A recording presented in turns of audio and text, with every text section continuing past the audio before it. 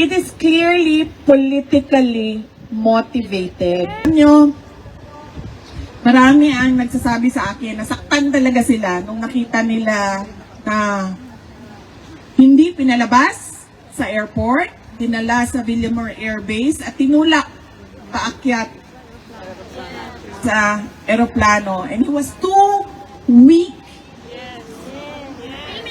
to run and resist what they were doing to him. Forceful taking of a citizen from his country. Kidnap, if you want to use yung mga naiintindihan ng tao na layman's terms.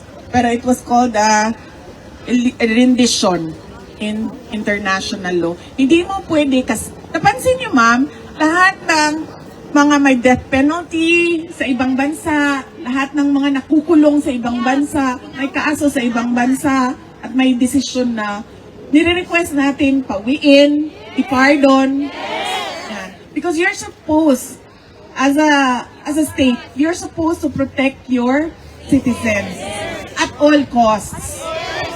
Even to pay. Marami doon sa Middle East, di ba? Kailangan mo magbayad ng blood money. Even to pay blood money so that you can take back your citizen. You don't ever take a citizen from his country and submit him to a foreign jurisdiction. You don't do that at all.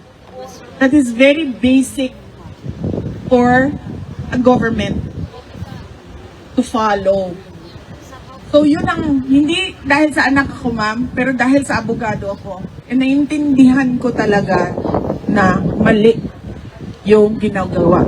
At ang masakit pa, the people who say that they are for liberty, democracy, and the rule of law, were celebrating.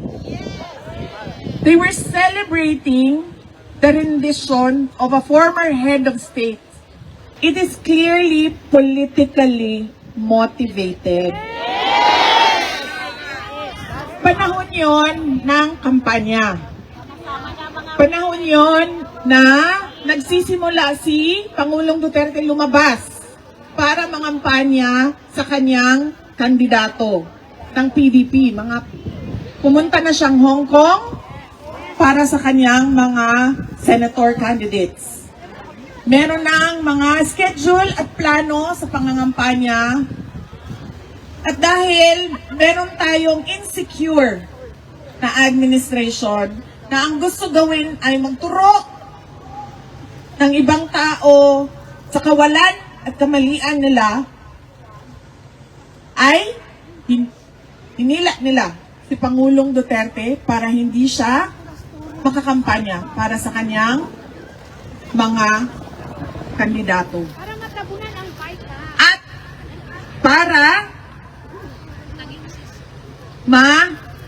tanggalon si Inday Sara.